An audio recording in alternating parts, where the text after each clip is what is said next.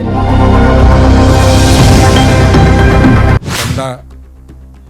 दे करके धंधा कराया जा रहा है, उन सारी चीजों पर सबकी नजर है। और लीक को उन्हीं छात्रों के कुछ अभिभावक कराते हैं जिनको बहुत जल्दी होती है नौकरी पाने की, या उन जिनको पैसे पर भरोसा होता है और टैलेंट पे भरोसा नहीं होता है। 14 की 14 सीटें होंगी, 400 पार होंगे, ये सब कोई नई बात तो है नहीं। बतौलेबाजी करना, बरबोलापन करना, ये सब उनकी पुरानी आदत है। दाल बजाने की आदत पड़ गई, अपना पीठ थपथपाने की आदत पड़ गई है। अभी जवाब देने का समय आया है कि किससे कितना लिए हो और किसको कितना छूट दिए हो, किसका चंदा, किसका धंधा। नमस्कार, आप देख रहे हैं इनसाइडर लाइव और मैं हूं श्रेयोशी। लोकसभा चुनाव, विधानसभा चुनाव आने वाले हैं, जिसको लेकर तमाम पार्टियां तैयारी कर रही हैं। आज मेरे साथ यहां पे मौजूद है कांग्रेस के प्रदेश अध्यक्ष राजेश ठाकुर जी। राजेश ठाकुर जी, कल से आचार संहिता भी लग जाएगा, क्या कुछ तैयारी है लोकसभा चुनाव? पूरी तैयारी है। आप जानते हैं, हमने पहले लोकसभा समन्वय समिति बना लिया था। लोकसभा समन्वय समिति में लगभग 100 के आसपास लोग काम कर रहे हैं। पूरी तन्मयता के साथ पूरी कमेटी लगी हुई है। तो जो तैयारी होती है, जो बीएलए एजेंट बनाए जाते हैं, वो सब हमारे बन रहे हैं। बूथ कमेटी तैयार हो गई है। तो चुनाव के मद्देनजर अगर देखेंगे तो हम सबसे उसमें तेज चल रहे हैं और हम पूरी तरह तैयार है। इलेक्ट्रॉल बॉन्ड को लेकर अभी आपने प्रेस कॉन्फ्रेंस की, इस विषय पे आपने ट्वीट भी किया था। कितना हद तक ये चीज़ सही है? देखिए, जिस तरह की बातें सामने आ रही है, ना तो मैं सुप्रीम कोर्ट गया था, ना हमने कहा था कि इसको डिक्लेयर करना है। प्रशांत भूषण जी का धन्यवाद है जिन्होंने इस बात को उठाया। हम लोग हालांकि इलेक्टोरल बॉन्ड पे लगातार बातें रखते रहे हैं, और जिस तरह से एसबीआई ने मना किया तो उससे संलिप्तता केंद्र सरकार की दिखाई थी कि आखिर कुछ एंट्रीज को निकालने के लिए 30 जून तक का समय क्यों चाहिए, और फिर एक दिन में वो कैसे हो जाता है। सवाल तो अभी भी एसबीआई से पूछा जाना चाहिए और जांच होनी चाहिए कि तुमने मना किस लिए किया, कैसे मना कर दिया और कैसे फिर एक दिन में दे दिए। तो अभी बहुत सारी चीज़ें सामने आना बाकी है। और जिस तरह से अभी जो प्रथम दृष्टया देखने को मिल रहा है, जिस तरह से लूट की छूट दी गई है, टेंडर मैनेज हो, ईडी के छापे डाल करके वसूली की गई हो, तमाम तरह की चीज़ें हैं। आईटी डिपार्टमेंट के छापे के बाद भी वसूली की गई है। तो ये सब सारी चीज़ें आ रही है। तो ये देखना होगा कि ये जो मोडस ऑपरेंडी है वो क्या है, कैसे ये लोग काम करते हैं, इसको समझने की ज़रूरत है। कहीं 14,400 करोड़ का काम दिया तो 140 करोड़ का बॉन्ड ले लिया। तो क्या 10% पे काम कर रहे थे? और कई ऐसे वाक़यात होंगे जहाँ लगेगा 40% तक लोग गए हैं। तो वो सारी चीज़ों को अभी और स्पष्ट होने में थोड़ा समय लगेगा। हम लोग उस पर लगे हैं और निश्चित रूप से। क्या इसके पीछे कोई षड्यंत्र है, ऐसा कुछ? नहीं, कोई षड्यंत्र नहीं है। जो घोटाला का एक स्कीम लाया था केंद्र सरकार ने, भारतीय जनता पार्टी की सरकार ने, वो फेल हुई है, वो पकड़ी गई है। और अब पूरे देश में थू-थू हो रही है।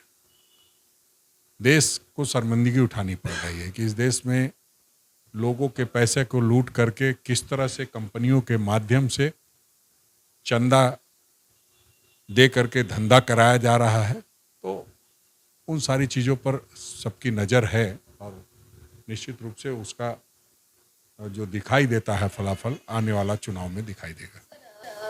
चूँकि चुनाव नज़दीक आ रहा है, एक कहते हैं कि एक नेता जनता के लिए ही काम करते हैं, और फिलहाल अभी मौजूदा सरकार आप ही लोगों की है। सर, एचईसी बंद होने के कगार पर है। जो उसके कर्मचारी हैं, जो मजदूर हैं, उन्हें वेतन लगभग 22 महीने हो गए उन्हें नहीं मिल रहा है। लगातार वो आंदोलनरत है। इसमें क्या आप लोग कुछ कर रहे हैं? ये तो भारतीय जनता पार्टी के 12 सांसदों से पूछा जाने वाला सवाल है। हमने लगातार प्रयास किया है। आपने देखा किस तरह से आदरणीय राहुल गांधी जी जब वहाँ विधानसभा के मैदान में आए थे, वो शहीद मैदान में, उन्होंने स्पष्ट रूप से बातें रखी थी कि एचईसी के साथ गलत हो रहा है, क्योंकि नेहरू जी ने उसकी स्थापना की थी। और तमाम जो नेहरू जी ने स्थापना की है, उन तमाम ऐसे संयंत्रों को बंद करने का प्रयास किया जा रहा है। बीमार बता करके अडानी अंबानी के हाथों में बेचने की साजिश चल रही है।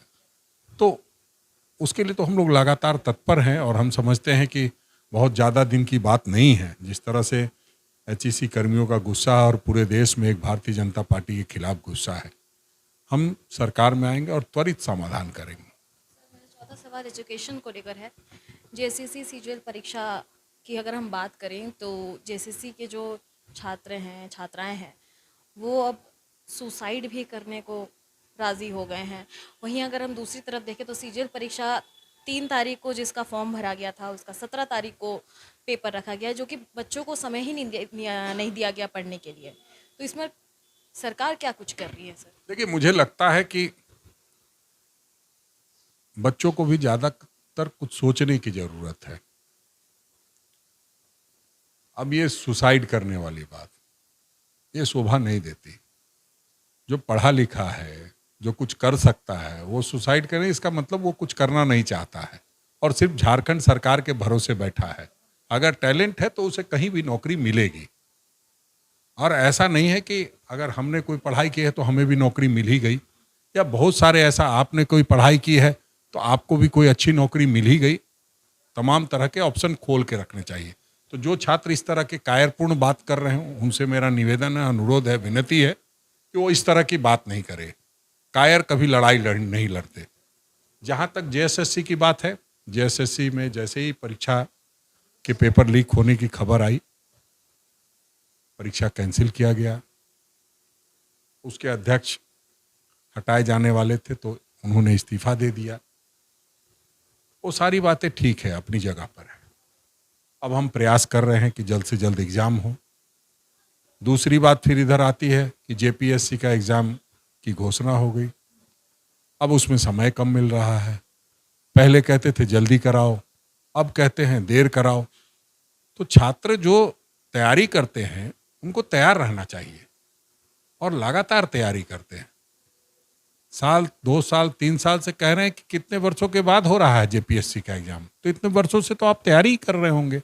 अब फिर एक बार टालने के लिए आग्रह अनुरोध आ रहा है। मैं उस पर हमने चर्चा भी की है, लेकिन फिर ये टलेगा, फिर पता नहीं वो चुनाव आ जाएगा, उसके बाद वो चुनाव आ जाएगा, फिर छात्रों के भविष्य के साथ खिलवाड़ हो जाएगा।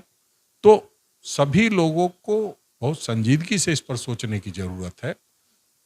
लीक कराने वाला कौन होता है? सरकार तो लीक नहीं कराती है। लीक तो उन्हीं छात्रों के कुछ अभिभावक कराते हैं जिनको बहुत जल्दी होती है नौकरी पाने की, या उन जिनको पैसे पर भरोसा होता है और टैलेंट पे भरोसा नहीं होता है, वैसे ही छात्र इसमें इन्वॉल्व पाए जाते हैं। तो सभी लोगों को सामूहिक रूप से सोचने की जरूरत है, ना कि कायरतापूर्ण बात करके इससे पीछा छुड़ाने की जरूरत है। अपने बीच के लोगों को भी पहचानने की जरूरत है, कौन से छात्रों ने इस तरह की कार्रवाई की जिससे इतने छात्रों के भविष्य दांव पर लग गए। तो हमें लगता है कि हम सबों की गलती से ऐसा हुआ है। हम सभी को अपनी गलती में सुधार लाना होगा, तभी बच्चों के भविष्य उज्जवल होंगे। मेरा आखिरी सवाल है कि अब चुनाव जो कि नज़दीक आ रहा है, भाजपा का कहना है कि 14 की 14 सीटें उनके हाथ में होंगी। सर, आप लोग का क्या नारा है? देखिए, 14 की 14 सीटें होंगी, 400 पार होंगे, ये सब कोई नई बात तो है नहीं। बतौलेबाजी करना, बरबोलापन करना, ये सब उनकी पुरानी आदत है। तो 65 पार का भी नारा दे रहे थे। मैं बहुत दूर नहीं जाऊंगा, झारखंड की बात करूंगा। 65 पार का नारा दे रहे थे, 25 पार नहीं कर पाए। तो इसलिए नारे देने दीजिए, बोलने दीजिए। अपना गाल बजाने की आदत पड़ गई, अपना पीठ थपथपाने की आदत पड़ गई है।